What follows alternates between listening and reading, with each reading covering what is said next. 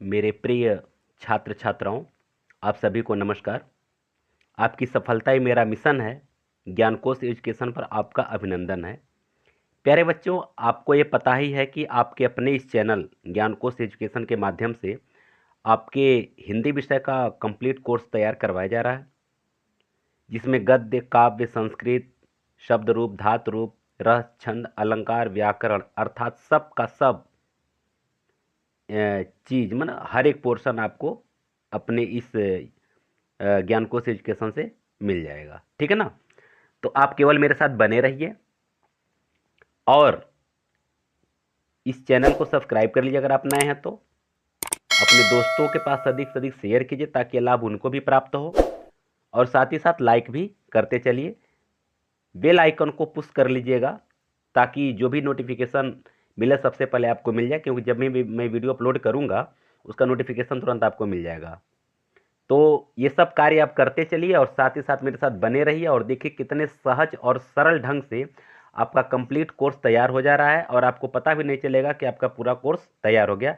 क्योंकि यहाँ हमारे इस चैनल पर हालांकि इसके पहले का बहुत सारा वीडियोस अपलोड है, कुछ तो इसी वीडियो के प्लेलिस्ट में आप जा कर के इस वीडियो के डिस्क्रिप्शन में जा कर के आप देख सकते हैं, या फिर इस चैनल के प्लेलिस्ट में जा कर के आपके 9th क्लास का कई प्लेलिस्ट है। गद्य का अलग है, काव्य का अलग है, संस्कृत का अलग है और शब्द रूप, धातु रूप, व्याकरण का अलग है। आप वहाँ से तब तक पढ़ते चलिए और नए नए अपडेट मैं आपको देता चल रहा हूँ, क्योंकि इसके पहले वीडियो अपलोड हो चुका है कि OMR सीट कैसे भरें, किस तरह से आप का ये न्यू पैटर्न पर ये एग्ज़ाम होने वाला है, सारा का सारा डिटेल आपको यहाँ से मिलेगा। और जो भी नई अपडेट आपको माध्यमिक शिक्षा परिषद के माध्यम से आएगी आपको सबसे पहले मिल जाएगा। ये सब इस चैनल पर अगर आप रहेंगे तो सब कुछ आपको स्वतः प्राप्त हो जाएगा। ठीक है ना? चलिए, अब मैं आपको बताना चाहता हूं कि आज हम लोग पढ़ेंगे पथ की पहचान। पथ की पहचान के पहले की जो कविताएं हैं उसका अगर आप वीडियोस नहीं देखे हैं तो इसी वीडियो के डिस्क्रिप्शन में उसका लिंक है, आप उसको देख लीजिएगा इसको पढ़ने के बाद। और संस्कृत का भी लिंक है, उसको भी पढ़ लीजिएगा। उसके बाद से जो वीडियो आपको चाहिए आप कमेंट करके हमें बता भी दीजिएगा, ताकि आपके डिमांड पर भी मैं वीडियो अपलोड कर दूंगा। जिस चीज़ का वीडियो आपको चाहिए, व्याकरण के जिस पोर्शन का या हिंदी से संबंधित जिस चीज़ का वीडियो चाहिए आप बता दीजिएगा, मैं आपको वो वीडियो प्रोवाइड करा दूंगा। ठीक है ना? तो यह कविता पथ की पहचान बहुत शानदार कविता है।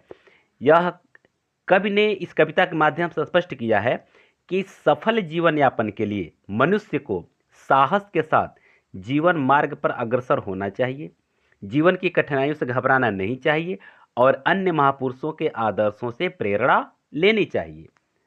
यह कविता हिंदी के सुप्रसिद्ध कवि, कालजयी कवि हरिवंश राय बच्चन जी का है। और आप जानते हैं कि हरिवंश राय बच्चन जी सदी के महानायक अमिताभ बच्चन जी के पिताश्री रहे हैं, इससे भी इनकी पहचान है। लेकिन सबसे बड़ी पहचान इनकी मधुशाला से है। तो चलिए आज हम लोग मधुशाला की कुछ पंक्तियों से शुरू करते हैं, तब इसका अर्थ हम पढ़ाते हैं। मधुशाला की कुछ कुछ पंक्तियां सुनेंगे तो आपको बहुत आनंद आएगा, बहुत आनंद आएगा, मैं बता दे रहा हूं। देखिए, मधुशाला का मतलब होता है शराब भट्टी।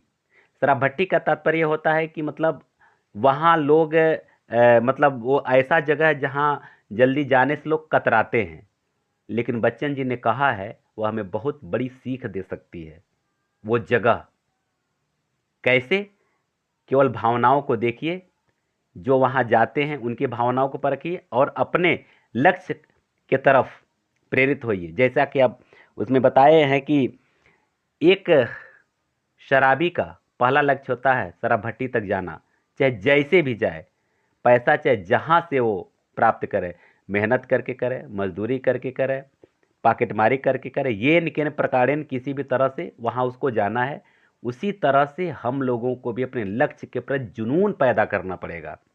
जब हमें भी उसी तरह का जुनून पैदा हो जाएगा, हमें जो लक्ष्य प्राप्त करना ये इनकेन प्रकारेण मेहनत करके, परिश्रम करके, लग करके, रात दिन एक करके, हर कुछ त्याग करके जो हम लक्ष्य में लग जाएंगे ना, तो हमें सफलता अवश्य मिलेगी।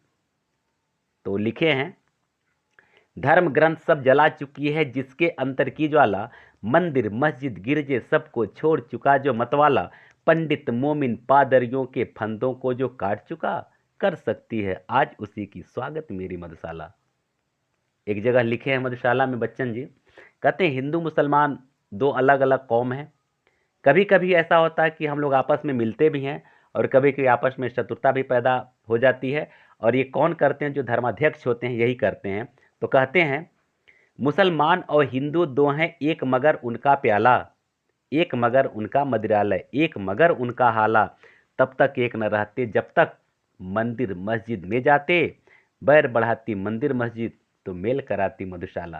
कितनी अच्छी अच्छी पंक्तियां लिखे हैं। तो चलिए उस उधर हम आपको नहीं ले जाना चाहते हैं, कभी डिमांड करेंगे तो पूरा मैं मधुशाला आपको ऐसे ही काव्यगत शैली में पढ़ा दूंगा आपका आनंदवर्धन के लिए। लेकिन आज हम लोग सबसे पहले पढ़ेंगे ये पथ की पहचान, ठीक है ना।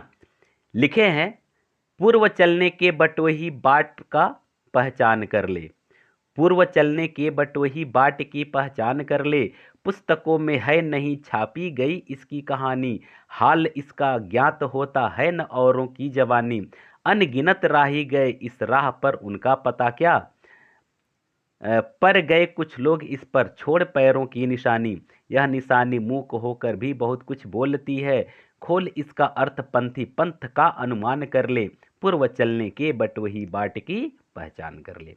चलिए देखिए, बच्चन जी कहते हैं कि हे बटोही यानी हे राही, हे राहगीर, पूर्व चलने पथ पर चलने से पहले अपने बाट मन होता मार्ग, अपने मार्ग की अपने रास्ते की क्या कर लो? पहचान कर लो। हे राही, तुम रास्ते पर चलने से पहले अपने पथ की, अपने बाट की, अपने रास्ते की क्या कर लो? पहचान कर लो। कहने का तात्पर्य है कि हमें भी बिना लक्ष्य के सफलता नहीं मिल सकती है। तो हम जो पढ़ाई कर रहे हैं, पढ़ाई के दौरान पढ़ाई करते करते सबसे पहले अपने लक्ष्य की हमें पहचान कर लेनी चाहिए कि हमें करना क्या है, हमें बनना क्या है, हमें जाना कहाँ है। और जब लक्ष्य की पहचान कर लेंगे उसके बाद से पढ़ाई और सरल हो जाएगी और दिशा हमारी उसी तरह से चलती चली जाएगी, तो हमें सफलता अवश्य मिलेगी। क्योंकि भटकाव की स्थिति रहेगी तो हमें सफलता नहीं मिलेगी। आगे देखिए, पुस्तकों में है नहीं छापी गई इसकी कहानी, हाल इसका ज्ञात होता है न औरों की जुबानी। कह रहे हैं कि देखो, पुस्तकों में है नहीं छापी गई इसकी कहानी। लक्ष्य की पहचान करने के लिए, रास्ते का निर्धारण करने के लिए पुस्तकों में कहीं भी इसका उल्लेख नहीं मिलेगा। पुस्तकों में नहीं कहीं लिखा हुआ मिलेगा स्पेशल एक व्यक्ति विशेष के लिए कि तुम इस काम को करो, तुम इस काम को करो, ऐसा किसी व्यक्ति विशेष के लिए छपा हुआ कोई कहानी नहीं मिलेगा। हमें अपने मार्ग का निर्धारण स्वयं ही करना होगा। आगे कहते हैं, हाल इसका ज्ञात होता है न औरों की जुबानी, और कोई अपनी जुबानी भी हमें नहीं बता सकता है कि तुम इस मार्ग पर चलो, इस मार्ग पर न चलो, क्योंकि हमें पता है हम किस तरह के मार्ग पर चल सकते हैं। अगर हम कठिन मार्ग का चुनाव करें तो हम कठिन मार्ग पर भी चल सकते हैं, और लगता है कि कठिन मार्ग पर हम नहीं चल पाएंगे तो हमें सरल मार्ग का चुनाव करना पड़ेगा। लेकिन इतना तय है कि सरल मार्ग से सफलता नहीं मिलेगी, क्योंकि गुलाब अगर फूलों का राजा है तो वह कांटों में ही खिलता है। यह सीख लेना पड़ेगा। आगे समझ में? तो देखिए, कहते हैं कि हे राही, तुम अपने लक्ष्य का निर्धारण स्वयं करो, क्योंकि इसका कहीं भी उल्लेख किताबों में नहीं मिलेगा, और कोई व्यक्ति अपने जुबान से यह निर्धारित नहीं कर पाएगा कि तुम इस मार्ग पर चलो, इस मार्ग पर न चलो, क्योंकि चलना तुम्हें है। तुम तय कर सकते हो कि मेरी क्षमता कितनी है, मैं क्या कर सकता हूं, कितना दूर तक मैं चल सकता हूं, कितना बड़ा लक्ष्य मैं निर्धारित कर सकता हूं, यह तुम्हें तय करना है। कहीं किताब में या किसी व्यक्ति की जुबानी यह बात नहीं मिलेगी। आगे देखो, अनगिनत राही गए इस राह पर उनका पता क्या। कह रहे हैं कि हे राही, अनगिनत लोग, अनगिनत राही इस रास्ते से चले गए, लेकिन उनका कहीं पता नहीं चला। कहने का मतलब यह है कि पढ़ाई बहुत लोग करते हैं, सफल होने के लिए बहुत लोग प्रयत्न करते हैं, लेकिन सफल होते हैं कि नहीं होते हैं उनका कहीं अता पता नहीं चल पाता है। जैसे आप अपने दोस्तों को देखिए, अपने साथियों को देखिए, बहुत सारे लोग सफल होते हैं, होने का प्रयास करते हैं, लेकिन कुछ लोग हो जाते हैं, कुछ लोग नहीं हो पाते हैं, वो दुनिया की भीड़ में खो जाते हैं, उनका कहीं पता भी नहीं चल पाता कि कहाँ है। यही बात यहाँ बताया गया है। आगे देखिए, पर गए कुछ लोग इस पर छोड़ पैरों की निशानी। बहुत अच्छी पंक्ति है। कह रहे हैं लेकिन कुछ लोग इस रास्ते से गए हैं तो अपने पैरों की निशानी को छोड़कर गए हैं, अर्थात इसी रास्ते पर चल करके कुछ लोग सफल हुए हैं, वही अपने पैरों की निशानी छोड़कर गए हैं। अर्थात वो निर्धारित कर चुके हैं कि अगर मैं सफल हो गया हूं तो जैसे मैं काम किया हूं, जैसे मैं मेहनत किया हूं, वैसे तुम भी मेहनत करो तो तुम्हें भी सफलता मिलेगी। इस निशानी को छोड़ करके चले गए हैं। आगे देखिए, यह निशानी मूक होकर भी बहुत कुछ बोलती है। कहते हैं यह निशानी मौन है, गूंगी है, लेकिन गूंगी होने के बावजूद भी यह बहुत कुछ हमें बतला रही है, बहुत कुछ हमें प्रस्तुत कर रही है। मौन रह करके हमें हमारी दिशा का निर्धारण कर रही है, हमें हमें हमारे मार्ग को प्रशस्त कर रही है। क्योंकि जैसे जिस मार्ग को हम कठिन समझते हैं, उसी मार्ग पर कुछ लोग चल करके सफल हुए हैं, तो उनके पद चिन्हों को पहचानो, वो जैसा कार्य किए उस कार्य को करो, वो जैसा परिश्रम किए उस परिश्रम को करो, और सफलता तुम्हें भी मिलेगी। आगे देखिए, खोल इसका अर्थ पंथी पंथ का अनुमान कर ले। कह रहे हैं हे पंथी, हे राहगीर, तुम इसके अर्थ को खोलो। मतलब ये कि जो लोग अपने पैरों की निशानी को छोड़कर गए हैं, अर्थात साफ साफ शब्दों में समझिए कि जो लोग इस मार्ग से चल करके सफल हुए हैं, उन्हीं के तरह से कार्य करो, उनके अर्थ को खोलो, अर्थात तो उनके रहस्य को जानो कि कैसे मेहनत किए हैं, कैसे गए हैं इस रास्ते से, कैसे सफल हुए हैं। इन सब चीज का अनुमान कर लो। उसके बाद हे बटोही, हे राही, तुम चलने से पहले अपने मार्ग की पहचान कर लो। मजा आ रहा है ना? अगर कहीं कोई दिक्कत हो तो बता दीजिएगा। अगर आपको उबाऊ लग रहा हो तभी कमेंट करके बताइएगा, मैं शार्ट में बनाऊंगा। मेरा उद्देश्य है कि सरलतम ढंग से आपको समझा दूं, ताकि एक ही बार में पूरा का पूरा अर्थ आपके दिमाग में बैठ जाए। नहीं तो केवल टू दी पॉइंट अगर पढ़ने की बात होगी, अर्थ बताने की बात होगी, तब बताइएगा, मैं उसी तरह से थोड़ा सा अगले वीडियो में अपनी शब्दावली को कम कर लूँगा। ठीक है? लेकिन मेरा मानना यह है कि जितने विस्तार से आप समझेंगे उतने ही सहज ढंग से आपको अर्थ समझ में आएगा। ठीक है ना? चलिए, तो पहला आपका छंद कंप्लीट हुआ। वीडियो अच्छा लग रहा हो और समझ में आ रहा हो तो इसको लाइक, शेयर और सब्सक्राइब अवश्य कर लीजिए। आइए, यह बुरा है या कि अच्छा, व्यर्थ इस पर दिन बिताना, अब असंभव छोड़ छोड़ यह पथ दूसरों पर पग बढ़ाना, तू इसे अच्छा समझ, यात्रा सरल इससे बनेगी। सोच मत केवल तुझे ही, यह पड़ा मन में बिठाना, हर सफल पंथी यही विश्वास ले इस पर बढ़ा है। तू इसी पर आज अपने चित्त का अवधान कर ले, पूर्व चलने के बटो ही बाट की पहचान कर ले।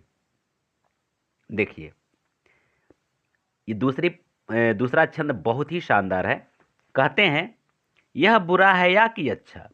कहते हैं कि तुम जिस मार्ग पर चलना शुरू कर दिए हो, यह मार्ग अच्छा है या बुरा है, अब इस पर व्यर्थ में समय न बिताओ। माने जो लक्ष्य निर्धारित कर लिए हो, उस लक्ष्य से पीछे मत हटो कि नहीं अब इसको नहीं कर पाएंगे, चलो दूसरा पकड़ते हैं, फिर तीसरा पकड़ते हैं। नहीं, ये कह रहे हैं कि जो मार्ग तुम पकड़ लिए हो, जो लक्ष्य तुम बना लिए हो, वह अच्छा है कि बुरा है, इस पर अब चिंतन करने की कोई आवश्यकता नहीं है। अब असंभव छोड़ यह पथ दूसरे पर पग बढ़ाना। अब इस पथ को छोड़ करके तुम दूसरे पर अपना पग बढ़ाओगे, अर्थात जिस लक्ष्य को तुम आधी दूरी तय कर चुके हो, उसको छोड़ करके फिर तुम दूसरा लक्ष्य बनाओगे, तो यह क्या है? असंभव है उस पर सफल होना। जिसे मान लीजिए आप किसी भी चीज़ की तैयारी कर रहे हैं, जैसे मान लीजिए कि आप इंजीनियरिंग की तैयारी कर रहे हैं, 2 साल 4 साल ट्राई किए, सफलता नहीं मिली। फिर आप सोचेंगे कि चलो अब डॉक्टरी की तैयारी करते हैं, मेडिकल की तैयारी करते हैं। फिर उसकी 2 साल तैयारी करो, पता चला कि नहीं इसमें सफलता नहीं मिलती। फिर सोचते हैं कि चलिए सिविल की तैयारी करो, तो क्या लगता है सफलता मिलेगी? यहाँ वही बात बताया जा रहा है कि अब जो तुम लक्ष्य प्राप्त कर लिए हो उसी मार्ग पर निरंतर आगे बढ़ते रहो, क्योंकि इसको छोड़ करके अगर तुम दूसरे पथ को अपनाओगे तो उस पर सफल हो पाना असंभव है। तू इसे अच्छा समझ, यात्रा सरल इससे बनेगी। कर हैं तुम जिस मार्ग को पकड़ लिए हो इसी को पकड़ करके चलो, क्योंकि इससे तुम्हारी यात्रा सरल हो जाएगी, तुम्हारा यात्रा एकदम आसान लगने लगेगा। आगे कहते हैं, सोच मत केवल तुझे ही यह पड़ा मन में बिठाना। कर रहे हैं, हे राही तुम यह मत सोचो कि यह केवल तुम्हें ही सोचना पड़ रहा है कि इस मार्ग पर चलूं कि न चलूं। हर कोई चलने से पहले सोचा है कि इस पर चलूं कि न चलूं। जब चल दिया है और जुनून के साथ चला है उसको सफलता मिली है। इसलिए यह मत सोचो कि केवल तुझे ही सोचने के लिए यह है, सब लोग ऐसा सोचते रहते हैं। हर सफल पंथी यही विश्वास ले इस पर बढ़ा है। हर सफल पंथी एक विश्वास लेकर के इस मार्ग पर आगे बढ़ा है। तुम जिस मार्ग को चुन लिए हो उस मार्ग पर तुम्हारे पहले बहुत सारे लोग चले हैं, और हर सफल राही जो है एक विश्वास लेकर के आगे बढ़ा है कि इस पथ पर मैं चल रहा हूं तो मंजिल को अवश्य प्राप्त करूंगा। तू इसी पर आज अपने चित्त का अवधान कर ले। करें तू इस पर आज अपने चित्त का अवधान का मतलब अपने मनोयोग से इस कार्य को अपने मन में बैठा लेना। कहने का तात्पर्य मनोयोग से कार्य करना, इसका तात्पर्य हुआ निश्चित तौर पर निश्चय करना कार्य का, इसको कहते हैं चित्त का अवधान करना। ठीक है, कहते हैं अब तुम अपने मन में पूरी तरह से बैठा लो कि अब तुम्हें इसी मार्ग पर चलना है, यहां से पीछे नहीं हटना है। इसलिए कहते हैं कि हे राही चलने से पहले अपने मार्ग की पहचान कर लो। क्लियर हो रहा है? अर्थ समझ में आ रहा है? अगर कहीं कोई दिक्कत हो तो कमेंट करके अवश्य बता दीजिएगा। लाइक और शेयर भी करते चलिए, सब्सक्राइब भी कर लीजिएगा चैनल को। आगे देखिए, है अनिश्चित किस जगह पर सरित गिर गह्वर मिलेंगे। है अनिश्चित किस जगह बाग वन सुंदर मिलेंगे। किस जगह यात्रा खत्म हो जाएगी यह भी अनिश्चित है। अनिश्चित कब सुमन कब कंटकों के सर मिलेंगे। कौन सहसा छूट जाएंगे मिलेंगे कौन सहसा। आप पड़े कुछ भी रुकेगा तू न ऐसी आन कर ले। पूर्व चलने के बटोही बाट की पहचान कर ले। हरिवंश राय बच्चन जी कहते हैं कि जब तुम मार्ग पर चलना शुरू करोगे, जब तुम लक्ष्य की ओर बढ़ना शुरू करोगे तो रास्ते में क्या क्या व्यवधान आएंगे इसके बारे में यह वर्णन किए हैं। कह रहे हैं कि है अनिश्चित किस जगह पर सरित गिर गह्वर मिलेंगे। कह रहे हैं कि हे पथिक, हे राही, तुम अगर लक्ष्य की तरफ बढ़ना शुरू करोगे तो यह निश्चित नहीं है कि किस जगह पर सरिता मिलेगी, माने नदी मिलेगी, किस जगह पहाड़ मिलेंगे या फिर किस जगह गुफा मिलेंगे। मतलब ये सब क्या है, सरिता, गिरि और गह्वर, ये क्या मार्ग के अवरोधक का प्रतीक हैं कि माने तुम्हारे मार्ग में कई प्रकार के रोड़े आएंगे, कई प्रकार के व्यवधान आ सकते हैं। कहाँ आएंगे, कब आएंगे, यह निश्चित नहीं है। क्लियर हुआ? दूसरी लाइन देखिए, है अनिश्चित किस जगह पर बाग वन सुंदर मिलेंगे। और कह रहे यह भी निश्चित नहीं है कि किस जगह पर बाग और सुंदर वन मिलेंगे। कहने का तात्पर्य है कि कहाँ हमारा मार्ग आसान लगने लगेगा, कहाँ लगेगा कि हम बहुत कम परिश्रम में सफलता हम प्राप्त कर ले रहे हैं, और कहाँ ये लगेगा कि हमें बहुत मेहनत करना होगा सफलता प्राप्त करने के लिए। यह दोनों बातें अनिश्चित है। माने हम कम परिश्रम में भी सफल हो सकते हैं लेकिन निश्चित नहीं है, या हो सकता है कि हमें ज़्यादा से ज़्यादा परिश्रम करना पड़े, बहुत सारे व्यवधान है, सभी व्यवधानों को हटाना पड़े, ऐसा भी करके हमें सफलता प्राप्त करनी पड़ सकती है। तो ये दोनों बातें क्या हैं, अनिश्चित हैं। क्लियर हुआ? किस जगह यात्रा खत्म हो जाएगी यह भी अनिश्चित, और किस जगह पर हमारी यात्रा समाप्त हो जाएगी यह भी निश्चित नहीं है। माने कहाँ चलते चलते हम थक जाएंगे, सफलता नहीं मिलेगी, लौट आएंगे। कभी कभी ऐसा भी होता है, हम लक्ष्य बना करके चलते हैं, सफलता नहीं मिलती है तो वापस आ जाते हैं कि चलो प्रयास नहीं करेंगे। यहाँ वही बात बता रहे हैं, है अनिश्चित कब सुमन कब कंटकों के सर मिलेंगे। और यह भी निश्चित नहीं है कि कहाँ फूल मिलेंगे और कहाँ कंटकों के सर। सर मन होता श्रेष्ठ माने नुकीले, और कंटक माने कांटे।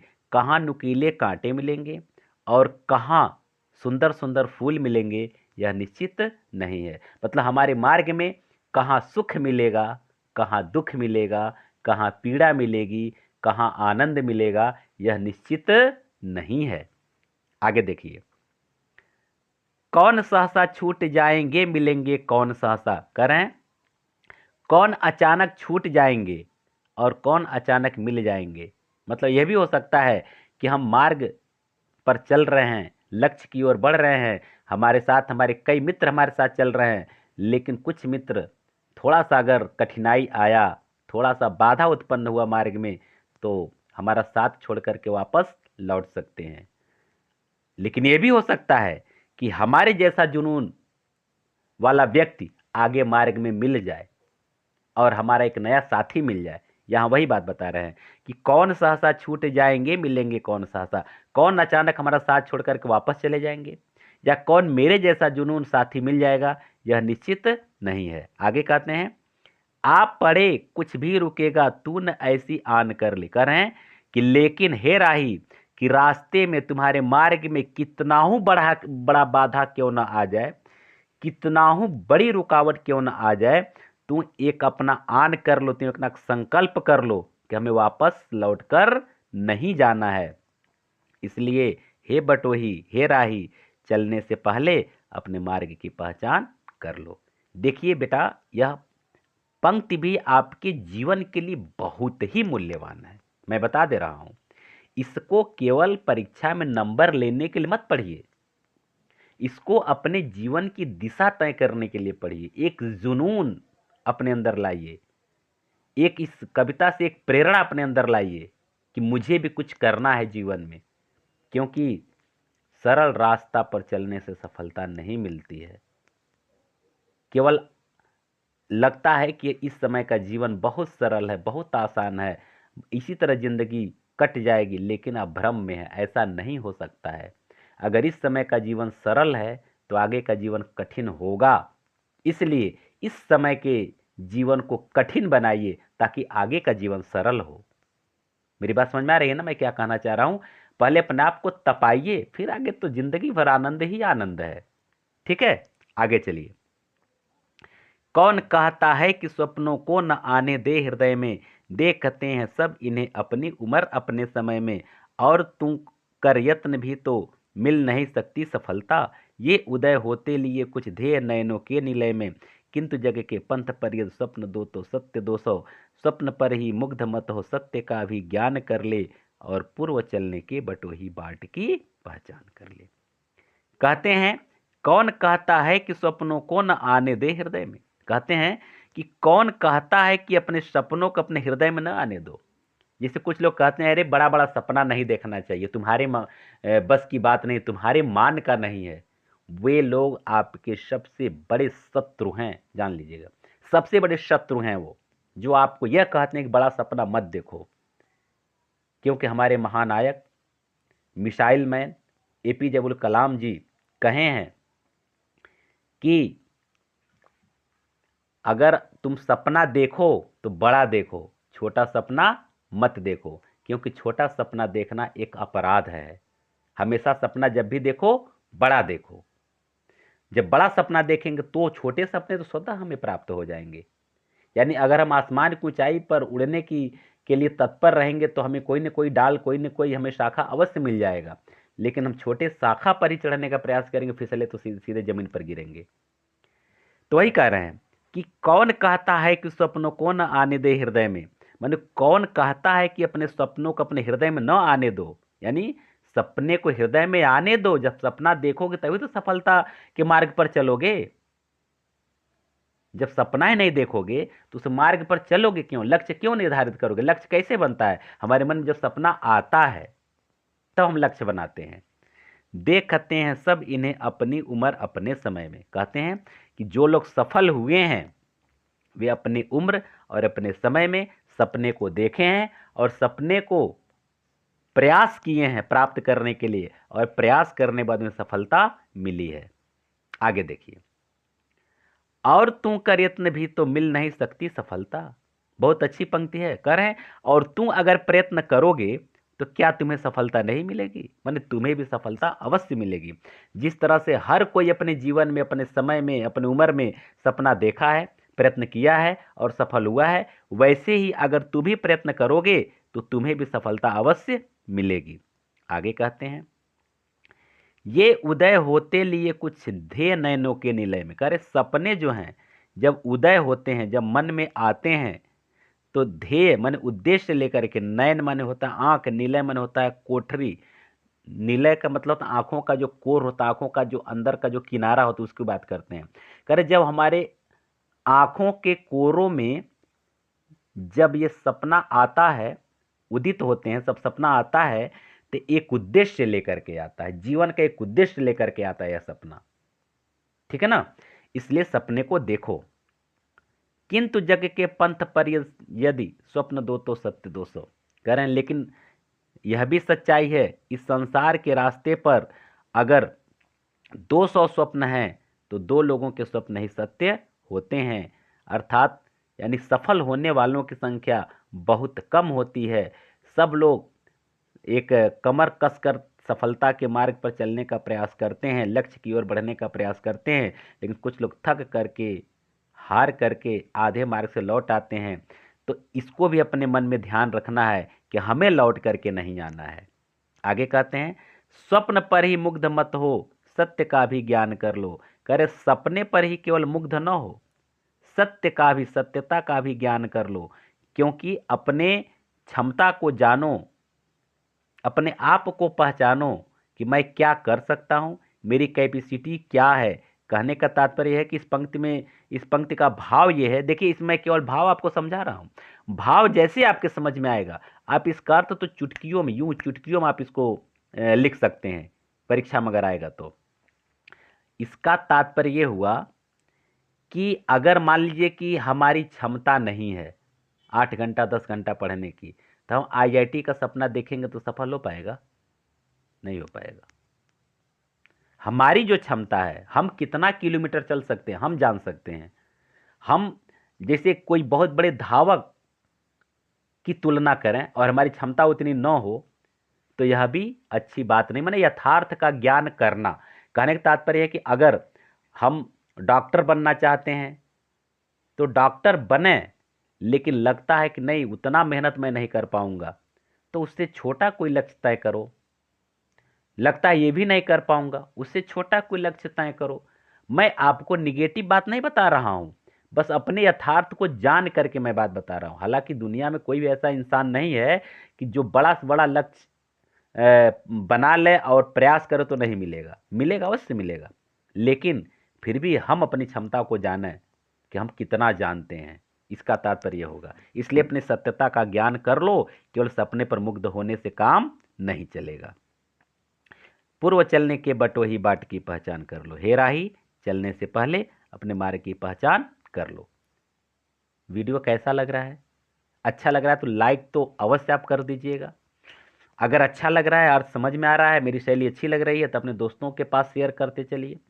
उबाऊ लग रहा है तो हमें कमेंट करके बता दीजिए कि सर बहुत लंबा चौड़ा आप व्याख्यान दे रहे हैं, बहुत भाषण जैसा पढ़ा रहे हैं, तो मैं थोड़ा सा कुछ कम कर दूंगा। और आपको लगता है कि सब कुछ एकदम बिल्कुल अच्छा है तो आप सब्सक्राइब कर लीजिए और अपने दोस्तों को ही बोल दीजिए सब्सक्राइब करने के लिए। चलिए आगे चलिए।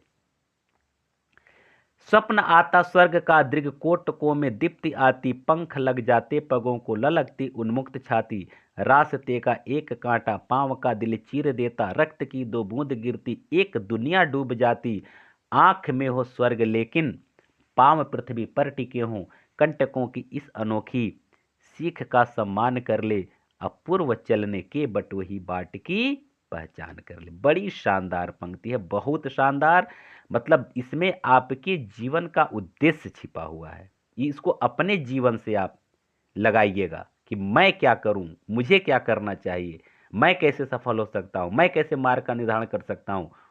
ऐसा कुछ आप स्वयं से प्रश्न करिएगा। कहते हैं,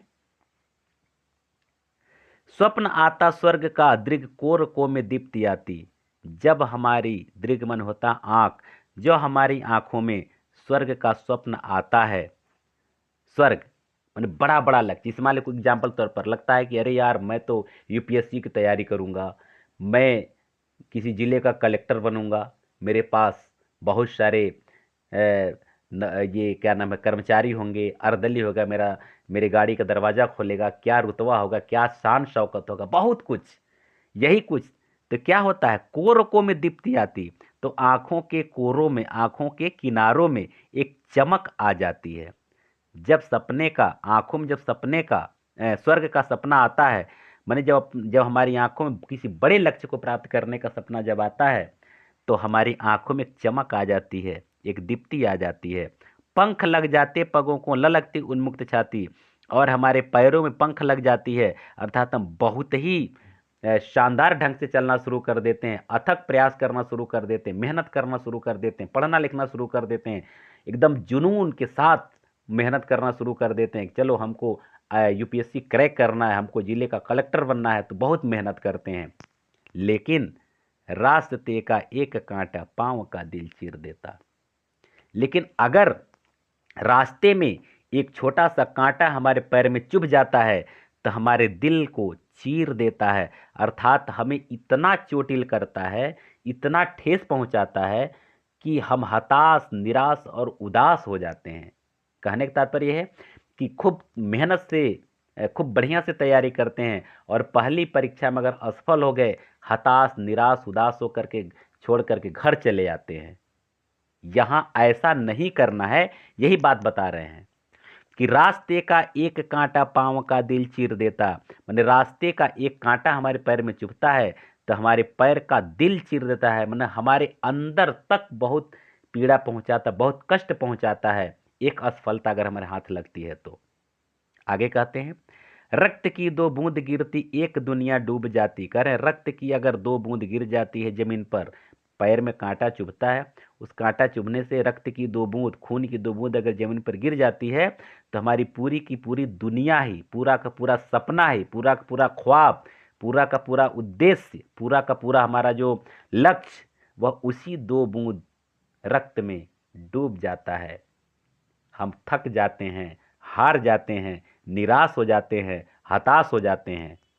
आगे कहते हैं, आंख में हो स्वर्ग लेकिन पांव धरती पर टिके हों। करें हमारे आंखों में स्वर्ग हो, हम बड़ा से बड़ा लक्ष्य देखें, हम ऊंची से ऊंची सफलता के बारे में सोचें, ऊंचा सोचा लक्ष्य बनाएं, लेकिन पांव धरती पर टिके हों, लेकिन हमारा पैर हमेशा धरती पर टिका हो, क्योंकि कल्पना करने से सफलता नहीं मिलेगी।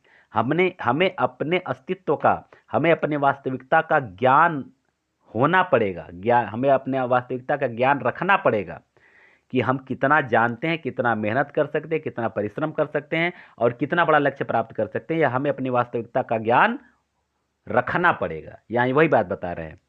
इसलिए कह रहे हैं कि आंखों में स्वर्ग का स्वप्न हो, लेकिन हमारे पांव धरती पर टिके हों, अर्थात हम बड़ा से बड़ा लक्ष्य बनाएं, बड़ा से बड़ा लक्ष्य देखें, लेकिन अपनी क्षमता का हमें ज्ञान होना पड़ेगा, अपनी क्षमता का ज्ञान हमें रखना पड़ेगा। आगे कहते हैं, कंटकों की इस अनोखी सीख का सम्मान कर ले। करें जो कांटा है ना, कांटा हमें एक अनोखी सीख देता है कि हमारे पैर में चुभता है, दो बूंद रक्त गिरता है, उसके बाद फिर हमारा पूरा का पूरा सपना धराशायी हो जाता है। तो कांटों के इस अनोखी जो सीख है, इसका तुम क्या करो, सम्मान करो, मन इसको समझो कि हमारे पैर में एक नहीं 100 कांटे चुभेंगे, दो बूंद नहीं 10,000 बूंद अगर हमारे पैर से गिरेंगी, फिर भी मैं अपने पाँव को पीछे नहीं रखूंगा। हम हमेशा सफलता के रास्ते पर एक एक कदम, एक एक कदम, एक एक कदम आगे बढ़ते रहेंगे। इसलिए इस कांटों की जो ये अनोखी सीख है, इसका तुम सम्मान करो, इससे तुम एक मतलब सीख लो, एक प्रेरणा लो। इसलिए हे राही, चलने से पहले अपने मार्ग का पहचान कर लो। बस समझ आ गई। अब ये अर्थ आपका हो गया कंप्लीट, ठीक है ना। अगर कहीं कोई दिक्कत हो तो आप हमें कमेंट करके पूछ लीजिएगा। किसी भी पंक्ति में, किसी भी शब्द में कहीं कोई परेशानी अगर आपको हो रही है, तो आप हमसे अवश्य कमेंट बॉक्स में कमेंट करके पूछ लीजिएगा। और आपको अगर किसी प्रकार का वीडियो चाहिए, किसी टॉपिक पर चाहिए, तो अभी कमेंट करके बता दीजिएगा। बस मेरे साथ बने रहिए, एकदम हंसते खेलते आनंद में मौज में आपका पूरा का पूरा कोर्स कंप्लीट हो जाएगा। अब हम लोग मिलते हैं अगले वीडियो में। आप सबको बहुत बहुत धन्यवाद।